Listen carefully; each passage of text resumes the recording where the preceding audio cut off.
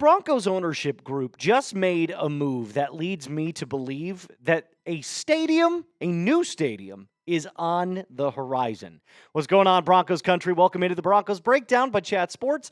My name is Moose, and on today's episode, we're going to dive into some latest Broncos rumors, including one step closer to a brand new stadium and a little bit on Devaughn Vele. Now, before we get to that, it's my very first sub battle. I'm super excited and pumped to be bringing you what this looks like.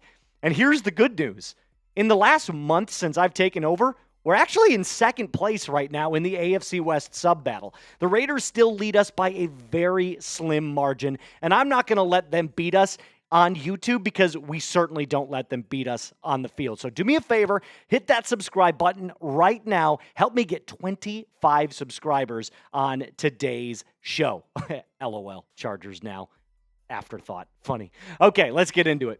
So buying some real estate. So the Walter Penner Group just purchased $146 million worth of properties since September. So when I say just purchased, this goes back a couple of months. But obviously, they're gearing up for something.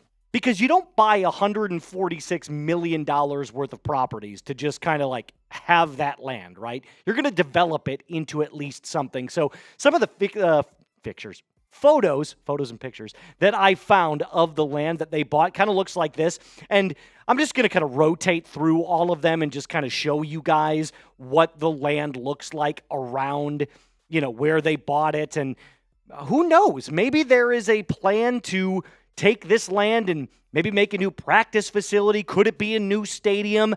I feel like the Walter Penner Group and the Broncos front office was really vague about what they plan to do with this type of stuff. And I understand not getting out there and divulging any industry secrets. But at the same time, when you make purchases like this, it's for a reason. I'm not a real estate mogul, but I can tell you this. If I went out and bought a property, I wouldn't let it just sit around and be like, well, at least I own it. No, I'm going to have a plan to do something with it. So the Walter Penner Group actually came out and kind of gave a little update. I'm going to use air quotes around that because they really didn't tell us anything with this. Here's what they said. As we've previously shared, we are involved in a comprehensive process regarding the future of our stadium. No determinations have been made as we continue to evaluate several options in and around the Denver metro area. So a long way of saying, hey, we know that we bought this money. We know you were going to ask us about buying this, or bought this land. We knew you were going to ask us about buying this land, and we're still not telling you anything. But I will tell you this, from what we've seen so far from their recent transaction history, they're not afraid to spend money. We know this to be true, right? Like, they've put in hundreds of million dollars around the Broncos facilities, practice facilities, upgrades, locker rooms, all that type of stuff. So we know that they'll throw money if they want to throw money at a problem. And land development, at least to me, seems to be one of those things that the Broncos are looking at, especially as their lease is coming up here on Empower Field at Mile High Stadium. And they look at this and they say, maybe we do start to develop plans for a brand new stadium. I wouldn't be opposed to it. But at least give us something. You know what I mean? Don't just be like, hey, we have no idea. Like, hey, we're just a bunch of silly gooses over here spending $146 million on some developing land. But you know what? It's all good. Now, give us something. Give us a little news nugget at least. But to me, at least, it spells like, hey, they're going to go out and they're going to make a big purchase for a specific reason. To me, that means a new stadium. So I'll ask you, would you be a fan of a new stadium? Yes or no? Obviously, it comes with a long time. So, you'd have to start making progress on this new stadium because it's not going to be built in a year, right? Like, you're going to have the multi-year project to work on. But if they were to do it, who knows? It could be fun. Also, let me know what you would call that stadium. Would you keep it the same name, Empower Field at Mile High, or just go back to Mile High Stadium? Let me know in the comments down below. Okay, now on to some football talk. Devaughn Vele not at Minicamp. I have been seeing a lot of beat reporters and people on Twitter talking about how Devaughn Vele wasn't at Minicamp, and isn't it mandatory? So what's the big deal? Well, Sean Payton isn't worried about it whatsoever. In fact, he was quoted because a reporter asked him straight up, hey, where's Devaughn? And Sean said, nah, we're all good. We had a great attendance. We're very much aware each day if someone has an event or is doing something, so we are totally fine. There were only really 3 no-shows that I noted that were not at mandatory minicamp. Devaughn Vele, A.T. Perry, and Blake Watson. Now, out of all 3 of these players, Vele is obviously the one that would have the most concern, if you wanted to call it that, because he has a real opportunity to become the wide receiver 2 for the Denver Broncos. And last year, I thought the second half of the season, he only started 7 games. He really proved that he has a connection with Bo Nix. He showed that he can be that wide receiver 2 option for Bo. And in this offense behind Ingram and behind Cortland Sutton, probably the 3rd option for Bo if they really start to gel during minicamp and training camp. Now, that's probably the biggest reason why I bring this up is because if you're not at minicamp, you're not gelling with your quarterback. But I'm not worried about Vele. I have no doubt in my mind that when he's available to show up, he will show out for this team. And as I previously mentioned, I've got Mims right now at the wide receiver 2 spot, but that most likely is going to change.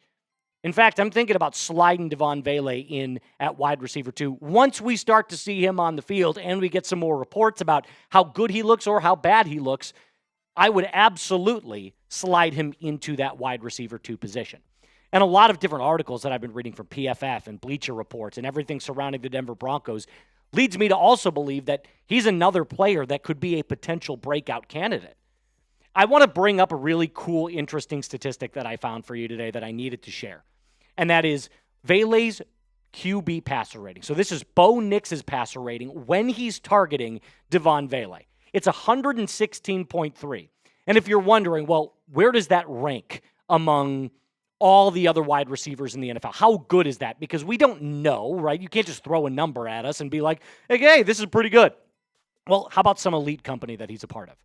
Mike Evans, Rashee Rice, A.J. Brown all have very comparable QB passer ratings when targeted. Now, again, those are all wide receiver 1s, and Vele, like I said, only started 7 games, so it's a smaller sample size. But one thing remains true. When Bo Nix is targeting Devaughn Vele, good things happen. So I want to see Vele get a little bit closer to, performing at minicamp and at training camp because I need to see the connection between him and Bo. And if it's great, awesome. Wide receiver 2, let's ride into the season. But again, you never know because we don't know at all why he missed. He didn't give any explanation, or at least Sean Payton didn't give any explanation as to why he did miss. So I'll ask you this before I tell you all about our great friends over at Fanatics.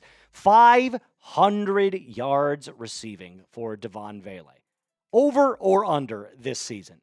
I'm going to take the over. He had, 472 last year, which is 20-something yards short. So I'm very, very confident that he'll have over 500 yards receiving. So give me the over, but let me know what you think in the comment section down below. All right, before we close out today's show, this Broncos hoodie is 40% off. We brought it back for the week being because a lot of people went and started checking out this hoodie, and it is still 40% off. I checked. So make sure you go to chatsports.com/Broncos hoodie and start shopping today. It's super cool because they have not only these hoodies, they've got shirts, t-shirts, jerseys, jerseys, hats, gloves, anything you need to gear up for the Broncos season heading into 2025, you can do with this link that I've put in the comments and description of today's video, chatsports.com/Broncos hoodie.